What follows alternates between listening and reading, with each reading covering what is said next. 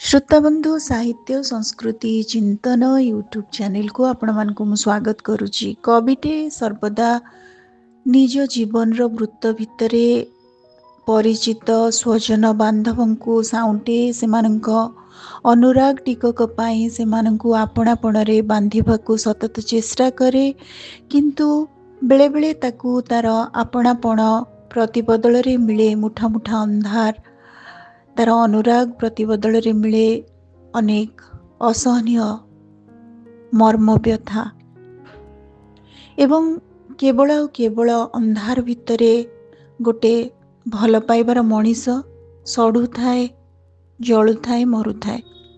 आज एमिति भावना नहीं आम पाखरे किछि कविता पहुंची जाकू लिखिचंती आम समय जड़े विशिष्ट समालोचक कवि फीचर लेखक बा स्तंभकार अनिल कुमार नंद। डॉक्टर अनिल कुमार नंद बाणी विहार प्राक्तन छात्र, वर्तमान से किट इंटरनेशनल स्कूल रे डीन भावरे अछंती, विभाग मुख्य। अद्यावधि 270 रु ऊर्ध्व कवितार से रचयिता, 20 रु ऊर्ध्व गल्प, 6टी समालोचनामूलक प्रबंध, 3टी फीचर विभिन्न पत्र पत्रिका और संवाद पत्र रे तांकर प्रकाशित होईछि। कविता क्षेत्र रे नियमित लेखनी चालना तांकर निशा। संस्कार धर्मी ओडिया नाटक तांकर एक उच्च कोटीर समालोचना पुस्तक। श्रोताबंधु आमे शुणुचे आमरी ए पीढ़ीर ए समयर जणे भावप्रवण संवेदनशील कवि को, कवि अनिल नंदन को। कविंगर एक सुंदर कविता भूली जीवार बेल, कवि अनिल नंद। आउ बांधी रखी पारिलानी मन, छाती को इतिहास करी रूप रूपांतर एवं रंग सभा। आउ बांधी रखी पारिलानी मन, छाती को इतिहास करी रूप रूपांतर एवं रंग सभा।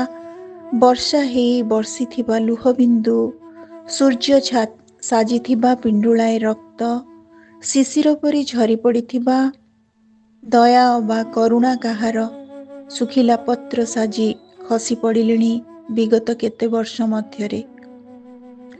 जो नई माने बही गले उषरता धोइबाकु निसर्तरे, जो नई माने बही गले उषरता धोइबाकु निसर्तरे, से माने सबु सुखी सारिचंती। जो तारा माने मिंजी मिंजी आलुओ जाली बाहरी जीवाकु डाकिथिले अंधार भितरु, से माने सबु विलुप्त प्राय। हुएत हजि जाइछि से डायरी, जिउथिरे लेखा थिला केते थर खसिछि पाद। चालू चालू अंका बंका रास्तारे जो माने धरिथिले हाथ, दुसमय रे कराइबाकु ठिया मने नाही केउठारे होइथिला भगवान का सह प्रथम साक्षात। केउ माने युद्ध भूमि रे धराई देई गले विजय, काहाकु सहयात्री करी आरंभ होइथिला अभियान। एटा भूली जिबार बेल, एटा भूली जिबार बेल। देखी न देखी पारिबार, अभिनय करिपारे आखि, बुझी अबुझा रहिबार प्रतिज्ञाटे हेउथाए पथर। एटा भूली जिबार बेल, देखी न देखी पारिबार, अभिनय करिपारे आखि, बुझी अबुझा रहिबार प्रतिज्ञाटे हेउथाए पथर। श्रोता बंधु आमे शुणुचे जणे भावप्रवण कवि को, कवि अनिल नंदन को तांकर भूली जिबार बेलर द्वितीय अंश। गोटे स्वप्न परी से सब मिली जाइछि। दिया निया हिसाब भितरे राजपथ को अख्तियार करिथिबा खरार तेजरे। गोटे स्वप्न परी से सब मिली जाइछि। दिया निया हिसाब भितरे राजपथ को अख्तियार करिथिबा खरार तेजरे। हाँ, को गोटे आल्बम भितरे थाई पारे, फटो हेई अतीत फाळे फाळे रंग छाड़ी चिन्ही हेउ नथिबा मो उत्थान पतनर छवि सबु। ଯେଉଁ ହାତମାନେ ପୋଛିଥିଲେ ଦେହରୁ ବୋହି ପଡ଼ୁଥିବା ଝାଳ, ଉତୁରି ପଡ଼ୁଥିବା ଆଖି ଲୁହ, ଯେଉଁ ହାତମାନେ ଜାବୁଡ଼ି ଧରି ଫେରାଇ ଆଣିଥିଲେ ଦିନେ ନର୍କ ପାଖରୁ ମୋତେ, ଯେଉଁ ହାତମାନେ ବୁଝୁଥିଲେ ଭୋକିଲା ପେଟର ବ୍ୟଭିଚାର, ସେମାନଙ୍କ କଥା ମନେ ନାହିଁ। ମୁଁ ଭୁଲି ସାରିଛି କେବେଠାରୁ କରୁଣାର ଗୁପ୍ତଧନ, ଦୟାର ଦୟଣାମାଳା, ଦୁର୍ଯୋଗର ସାମୁଦ୍ରିକ ଝଡ଼। ଆଜିକାଲି ଯାତାୟାତ ବେଳେ ଅକସ୍ମାତ୍ ଭେଟିବାକୁ ହୁଏ କେତେ ଛକ, କେତେ ହାଟ, ଭୟଭୀତ କରୁଥିବା ଦ୍ୱିପହର ଏବଂ ଅଟକି ରହିଥିବା ପଥଚାରୀ, ଯେଉଁମାନେ ବାନ୍ଧି ପକାନ୍ତି ଅକସ୍ମାତ୍ ସମ୍ପର୍କ ରଖି ସୂତା। ମୋର ଜମା ମନେ ପଡ଼େ ନାହିଁ ଆଜି ଭଳି ଧାଁ ଦୌଡ଼ ବେଳେ କେବେ ଥରେ ଦେଖିଛି ବୋଲି ସେହି ଅଜବ ମୁହଁମାନଙ୍କୁ। ମୋର ଜମା ମନେ ପଡ଼େ ନାହିଁ ଆଜି ଭଳି ଧାଁ ଦୌଡ଼ ବେଳେ କେବେ ଥରେ ଦେଖିଛି ବୋଲି ସେହି ଅଜବ ମୁହଁମାନଙ୍କୁ। ତାଙ୍କର ଭୁଲିଯିବାର ବେଳ ଅଂଶ 3। କବି ଅନିଲ ନନ୍ଦ। ସେ ସବୁ ପଛ କଥା ପଢ଼ି ରହିଥିବା ଜୀର୍ଣ୍ଣ ଅଂଶ କେବଳ ବିଲୀନ ସଭ୍ୟତାର ଧ୍ୱଂସାବଶେଷ। ଯେଉଁ ଦୃଶ୍ୟକୁ ପୁନର୍ଜୀବନ ଦେଇ ରକ୍ତକୁ ମାଗୁଛ ସମ୍ପର୍କର ସ୍ୱୀକୃତି, ଯେଉଁ କାହାଣୀକୁ ଲମ୍ବାଇ ଆଣି ପ୍ରଶ୍ନମାନଙ୍କର ଫାଶ ବସାଇ କରୁଛ ନିରୁପାୟ ଓ ନିରସ୍ତ୍ର, ସେସବୁର ମାନେ ନଥାଏ। କେହି କ'ଣ ଟିପି ରଖିପାରେ ସେ ହାତ ଅବା ନିହାଣର କାହାଣୀ, ଯାହା ସ୍ପର୍ଶରେ ଶିଳାରେ ଫୁଟେ ପଦ୍ମ, ଯାହା ନିଷ୍ଠାରେ କଥା କହନ୍ତି ପଥର ଦେହର ଜଡ଼ମୂର୍ତ୍ତି? ଅବଶ୍ୟ ମୋତେ କେନ୍ଦ୍ର କରି ଘଟି ସାରିଛି କେତୋଟି ଅଧ୍ୟାୟ ଯେଉଁଥିରେ ଫୁଲ ହୋଇ ଫୁଟିଛି, ଢାଳିଥିବ ତୁମ ସ୍ନେହ ଓ କରୁଣା, ଯାହାକୁ ମୁଁ ଇଚ୍ଛା କରି ଭୁଲିଯାଏ ତୁମର ସେ ପ୍ରତ୍ୟାଶା ଭୟରେ। ଶୁଣ, ବଦାନ୍ୟତାକୁ କରନାହିଁ ଅସ୍ତ୍ର, ଉଦାରତାକୁ କରନାହିଁ ଉଦାହରଣ, ବର୍ତ୍ତମାନକୁ ବାଧ୍ୟ କରନାହିଁ ମୁଖସ୍ଥ କରିବାକୁ ଇତିହାସ। ଏଇଟା ଭୁଲିଯିବାର ବେଳ। ଶୁଣ, ବଦାନ୍ୟତାକୁ କରନାହିଁ ଅସ୍ତ୍ର, ଉଦାରତାକୁ କରନାହିଁ ଉଦାହରଣ, ବର୍ତ୍ତମାନକୁ ବାଧ୍ୟ କରନାହିଁ ମୁଖସ୍ଥ କରିବାକୁ ଇତିହାସ। ଏଇଟା ଭୁଲିଯିବାର ବେଳ। ଶ୍ରୋତାବନ୍ଧୁ, ଆମେ ଶୁଣୁଛେ କବି ଅନିଲ ନନ୍ଦଙ୍କୁ ଭୁଲିଯିବାର ବେଳ 4, ପୁଣି ଏକ ଅଂଶ। ଏକଦା ଭୁଲିଯିବାକୁ ପଡ଼େ ଆଶ୍ରା ଦେଇଥିବା ବାଡ଼ି, ଦୁଃଖ ଝାଡ଼ି ଦେଇଥିବା ହଳେ ହାତ ଏବଂ ଯେତେ ସବୁ ଅମୃତ ବଚନ ଶୂନ୍ୟ ଆକାଶରେ ଆଙ୍କିଥିଲା ସ୍ୱପ୍ନର ଇନ୍ଦ୍ରଧନୁ କେବେ ଦିନେ। ଏକଦା ଭୁଲିଯିବାକୁ ପଡ଼େ ଆଶ୍ରା ଦେଇଥିବା ବାଡ଼ି, ଦୁଃଖ ଝାଡ଼ି ଦେଇଥିବା ହଳେ ହାତ ଏବଂ ଯେତେ ସବୁ ଅମୃତ ବଚନ ଶୂନ୍ୟ ଆକାଶରେ ଆଙ୍କିଥିଲା ସ୍ୱପ୍ନର ଇନ୍ଦ୍ରଧନୁ କେବେ। ଏ ଯେଉଁ ଅଜଣା ରାଜ୍ୟକୁ ଯାତ୍ରା, ଅପହଞ୍ଚ ଲାଗି ଧାଁ ଦୌଡ଼, ସୁଅର ଗତି ସଙ୍ଗେ ଏକାକାର, ପଛକୁ ଚାହିଁ ହୁଏନି ମୁହଁ ମୋଡ଼ି, ବଦଳେଇବାକୁ ପଡ଼େ କେତେ ଥର ରଙ୍ଗ, ରୂପ ଆଉ ଯାତ୍ରାପଥ। ଏଇଠି କାମନା ବୋଇଲେ ଧରା ଦେଉନଥିବା ପକ୍ଷୀ, ବାସ୍ତବ କହିଲେ ନିଗିଡ଼ି ପଡ଼ୁଥିବା ଧାର ଧାର ଝାଳ ଦେହର ଅଭାବ ମାନେ ହଜିଥିବା ଶାନ୍ତି। ଭାବିବାକୁ ସମୟ କାହିଁ କ'ଣ ସବୁ ମିଳିଥିଲା ନିଃସର୍ତ୍ତରେ, ଯାହା ଯାହା ହଜିଗଲା ଅନିଚ୍ଛାରେ। ଥରେ ଥରେ ଭୁଲ ହେଇଯାଏ କାଗଜରେ କଲାବେଳେ ଦସ୍ତଖତ, ମନେ ପଡ଼େ ନାହିଁ ନିଜ ସାଙ୍ଗିଆ, ମାର୍କେଟରୁ ଆଣିବାକୁ ମନେ ନଥାଏ ବ୍ୟାଗ୍ ଭର୍ତ୍ତି ହାଟ ସଉଦା। ଏଇ ତ ଭୁଲିଯିବାର ବେଳ। ଭୁଲିବାକୁ ପଡ଼େ ଜାଣିଶୁଣି କିଛି ଅନୁରାଗ, କିଛି ଅଭିଶାପ, କିଛି କାନ୍ଦ କାନ୍ଦ ମୁହଁ, କରୁଣ ଦୃଷ୍ଟି, କିଛି ଯୋଡ଼ ହସ୍ତର ପ୍ରାର୍ଥନା ଏବଂ ଅତି ଅନ୍ତରଙ୍ଗ ବିବେକ। ଏଇ ତ ଭୁଲିଯିବାର ବେଳ। ଭୁଲିଯିବାକୁ ପଡ଼େ ଜାଣିଶୁଣି କିଛି ଅନୁରାଗ, କିଛି ଅଭିଶାପ, କିଛି କାନ୍ଦ କାନ୍ଦ ମୁହଁ, କରୁଣ ଦୃଷ୍ଟି, କିଛି ଯୋଡ଼ ହସ୍ତର ପ୍ରାର୍ଥନା ଏବଂ ଅତି ଅନ୍ତରଙ୍ଗ ବିବେକ। ଶ୍ରୋତାବନ୍ଧୁ, କବି ଅନିଲ ନନ୍ଦଙ୍କର ପୁଣି ଥରେ ଭୁଲିଯିବାର ବେଳ 5, ଅନ୍ୟ ଏକ ଅଂଶ। ଶେଷରେ ପଥର ପାଲଟିଗଲା ଛାତି, ଅପଲକ ଆଖିରେ ଆଙ୍କି ହୋଇଗଲା ସୂର୍ଯ୍ୟ ବୁଡ଼ିବାର ଛବି। ପ୍ରତିହିଂସାର ଅସ୍ତ୍ରାଗାରରେ ନଥିଲା ପ୍ରତିଶୋଧ ଲାଗି ଗୋଟାଏ ବି ଅସ୍ତ୍ର। ଯେଉଁ ଲଢ଼େଇରେ ବୋହିଥିଲା ରକ୍ତ, ଯେଉଁ ଷଡ଼ଯନ୍ତ୍ରର ଚକ୍ରବ୍ୟୁହରେ ଭୁଷୁଡ଼ିଥିଲା ସାମ୍ରାଜ୍ୟ, ସେ ସବୁ କିଛି ମନେ ନଥିଲା। ଆଉ ମନେ ନଥିଲା କିଏ କେତେ ଜାଳିଥିଲେ ଈର୍ଷା ନିଆଁ, କୋଉ ଅଙ୍ଗରୁ ଶୁଖିପାରି ନାହିଁ କ୍ଷତ। ଧୀରେ ଧୀରେ ଶୀତଳତାରେ ପୂରି ଉଠୁଥିଲା ପୃଥିବୀ। ଦୃଷ୍ଟି ପଥରୁ ଘୁଞ୍ଚି ଯାଉଥିଲା ଅତୀତର ବିଷଣ୍ଣ ରଙ୍ଗରାଗ।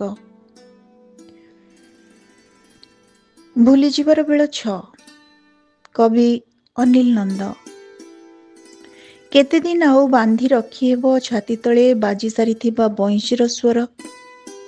କେତେଦିନ ଆଉ ବାନ୍ଧି ରଖିହେବ ଛାତି ତଳେ ବାଜି ସାରିଥିବା ବଇଁଶୀର ସ୍ୱର? ଭଟ୍ଟା ପଡ଼ିଥିବା ଜୁଆରର ଦୃଶ୍ୟ, ଫୁଟିଥିବା କଦମ୍ବର ମଧୁକ୍ଷରା ହସ। ଇଚ୍ଛା ନଥିଲେ ବି ଭୁଲିଯିବାକୁ। ସ୍ୱପ୍ନମାନେ ବିଜୁଳି ହେଇ ଲିଭିଯାଆନ୍ତି ନିଜ ଆକାଶରେ। ଲୁଚି ଲୁଚି ଆଙ୍କିଥିବା ଛବିରୁ ଛାଡ଼ି ଯାଉଥାଏ ରଙ୍ଗ। ଘାଟି ଚଢ଼ିବାର ଦୁଃସାହସକୁ ମାଡ଼ି ବସିଥାଏ ଭୟ। ରାତି ପାହିଗଲେ ବଦଳେ ଯାତ୍ରାପଥ। ରାତି ପାହିଗଲେ ବଦଳେ ଯାତ୍ରାପଥ। ଶୁଭଯାତ୍ରାରେ ସୂର୍ଯ୍ୟଙ୍କୁ ପ୍ରଣାମ କରି ବୋହିବାକୁ ପଡ଼େ ଖରା। ଦହନ ଭିତରେ କୋଉ ମନେ ଥାଏ ପବନରେ ସୁରତାଳ ଯୋଡ଼ିଦେବା, ହୃଦୟକୁ ବରଫରେ ସତେଜ ରଖିବା। ଋତୁ ବଦଳିଯିବା କ୍ଷଣି ନୂଆ ରୂପରେ ସଜେଇ ହୁଏ ଆକାଶ। ନୂଆ ମନ୍ତ୍ର ଉଚ୍ଚାରଣ କରେ ମାଟି। ପାହାଡ଼ରୁ ଝଡ଼ି ପଡ଼େ ସବୁଜ ରଙ୍ଗ। ଅନୁରାଗର ରସ ଶୋଷେ ବିଷଣ୍ଣତା। ସବୁ କଥା କ'ଣ ମନରେ ଥାଏ? ସବୁ କଥା କ'ଣ ମନରେ ଥାଏ? ମନରେ ଥାଏ ସେ ଛାତ ତଳ ଯୋଉଠି ଶୀତଳ ହୁଏ ଦେହ, ଶାନ୍ତି ଖୋଜୁଥାଏ ମନ। ଜରା ମୃତ୍ୟୁ ସଙ୍ଗେ ଲଢ଼ିବାକୁ ରକ୍ତକୁ ଶିଖାଯାଉଥାଏ ସଂଗ୍ରାମ। ଖୁବ୍ ସୁନ୍ଦର କବିତା। କବି ଅନିଲ ନନ୍ଦଙ୍କର ଭୁଲିଯିବାର ବେଳ 7। ଭୁଲିଯାଅ ମୁଁ ଆଉ ସେଇଠି ନାହିଁ, ଯୋଉଠି ଅପେକ୍ଷା କରିଛ ତୁମେ ହାତ ଧରି ପାରି ହେବାକୁ ରାସ୍ତା। ଭୁଲିଯାଅ ମୁଁ ଆଉ ସେଇଠି ନାହିଁ, ଯୋଉଠି ଅପେକ୍ଷା କରିଛ ତୁମେ ହାତ ଧରି ପାରି ହେବାକୁ ରାସ୍ତା। ଭୁଲିଯାଅ ଧୀରେ ଧୀରେ ନିରର୍ଥକ ଭାବି ନେଇ ପ୍ରମାଣ, ଯାହା ସବୁ ଭରସାର ସୂତାଖିଅ ସାଜି ବାନ୍ଧି ରଖିଛି ତୁମ ସଙ୍ଗେ ମୋତେ। ତୁମ ପ୍ରସାରିତ ହାତ ଲାଗି ମୁଁ ଏବେ ଦୁରନ୍ତ ଆକାଶ। ତୁମ ପ୍ରସାରିତ ହାତ ଲାଗି ମୁଁ ଏବେ ଦୁରନ୍ତ ଆକାଶ। ତୁମ ଆପଣାପଣର ଆଁ ସାମ୍ନାରେ ମୁଁ ନିରୁତ୍ତର ଅନିଚ୍ଛା। ତୁମେ ଖୋଜିବା ବେଳକୁ ମୁଁ ସତତ ଅନ୍ଧାର। ଭୁଲିଯାଅ ଭୁଲିଯାଅ ଏବେ କିଛି ପାଦଚିହ୍ନରୁ ଫେରାଅ ଆଖି।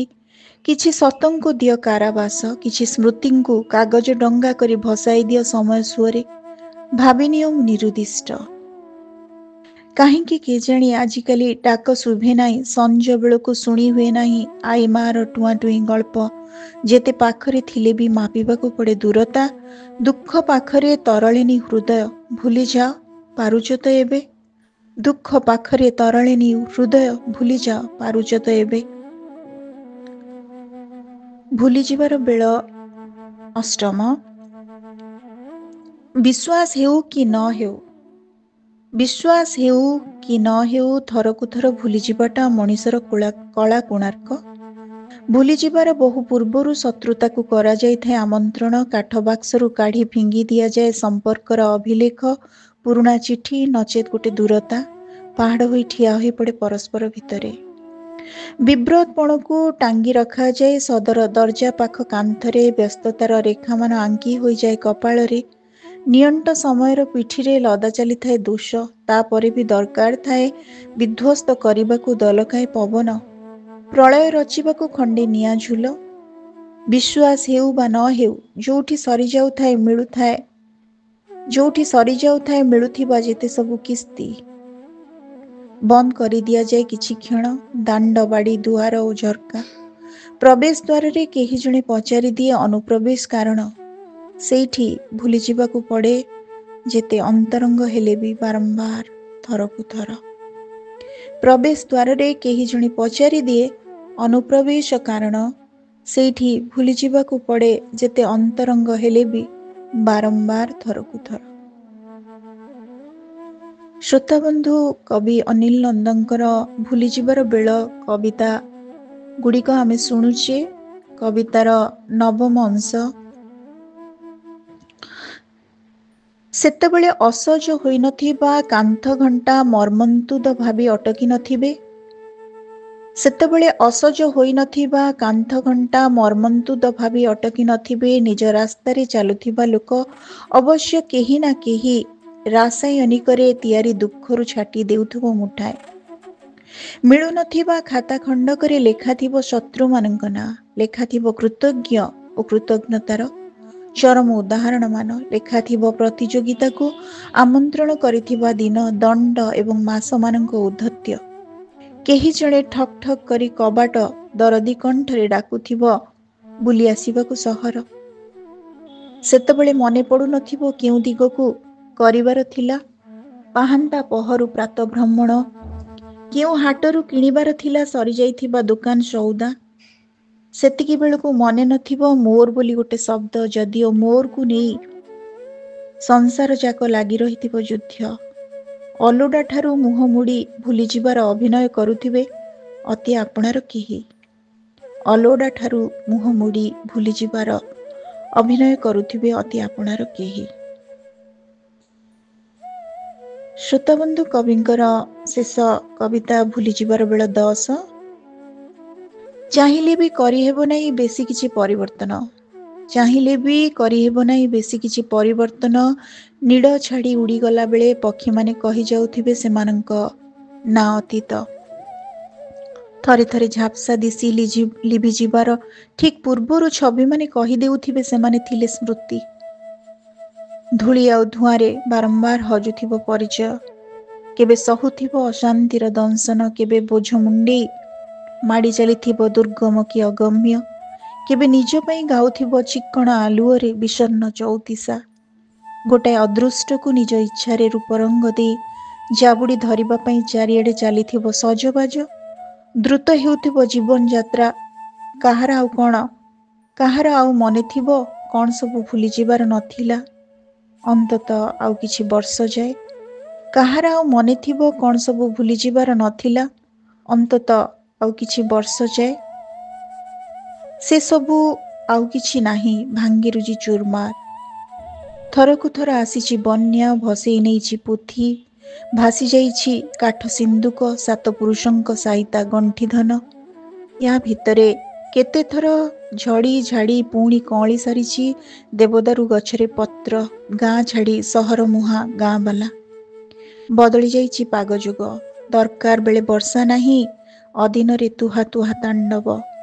ଯୋଉ କ୍ଷତମାନେ ଥିଲେ ଖାତାରେ ବସା ବାନ୍ଧି ବହୁଦିନ ଧରି, ଯୋଉ କ୍ଷତମାନେ ଥିଲେ ଖାତାରେ ବସା ବାନ୍ଧି ବହୁଦିନ ଧରି, ଯୋଉ ବର୍ଣ୍ଣବୋଧ ଝୁଲି ରହିଥିଲା ଜିଭ ଆଗରେ କାଳ କାଳ, ସେମାନେ ଏବେ ଅନ୍ତର୍ଦ୍ଧାନ। ଏତେ କରଳୁଳ, ଏତେ ଧାଁ ଦୌଡ଼, ଏତେ ନୂଆ ରାସ୍ତାର ଆବିଷ୍କାର, ଏତେ ଦୀର୍ଘ ପଥରେ ଯାତ୍ରା, କଣ୍ଟା ଝଣ୍ଟା ତାତି ତୃଷ୍ଣାରେ ମନେ ପଡ଼ୁନି ପଛ କଥା। ପଚାରନା ବାସ୍। ଶ୍ରୋତାବନ୍ଧୁ, କବିଟେ ଜୀବନରେ ଅଙ୍ଗେ ନିଭଉଥିବା ଅନୁଭବ, ତାର ବ୍ୟକ୍ତିକ ଯନ୍ତ୍ରଣା, ବ୍ୟକ୍ତିକ ଅବସାଦ, ଉଦାସୀନତା, ତାର ବିଫଳତା, ତାର ନୈରାଶ୍ୟ, ଏସବୁ ହିଁ ତ ତା କବିତାର ପୁଞ୍ଜି। ଦୁଃଖର ମହାସମୁଦ୍ରରେ ଉବୁଟୁବୁ ହଉଥାନ୍ତି ଲେଖକ, କବି। କାରଣ ଦୁଃଖ ହିଁ ତ ମଣିଷ ଜୀବନର ଏକ ଅମୋଘ ଅସ୍ତ୍ର, ଏକ ଚାବିକାଠି ହୃଦୟର। ତାକୁ ଖୋଲିଲେ ନିଶ୍ଚିତ ରୂପେ ହୃଦୟକୁ ବୁଝି ହୁଏ ଏବଂ ଅସ୍ତ୍ର କଲେ ଜୀବନକୁ ବଞ୍ଚି ହୁଏ। ଶ୍ରୋତାବନ୍ଧୁ, ଆଜି ଆମେ ଶୁଣୁଥିଲେ ଆମ ସମୟର ଜଣେ ସମ୍ବେଦନଶୀଳ ଦରଦୀ କବି ଡକ୍ଟର ଅନିଲ ନନ୍ଦଙ୍କୁ। ତାଙ୍କର এই ଅଡ଼ିଓଟି କେମିତି ଲାଗିଲା ଆପଣମାନଙ୍କର ମତାମତ ଅପେକ୍ଷାରେ ରହୁଛି। ଅଶେଷ ଧନ୍ୟବାଦ।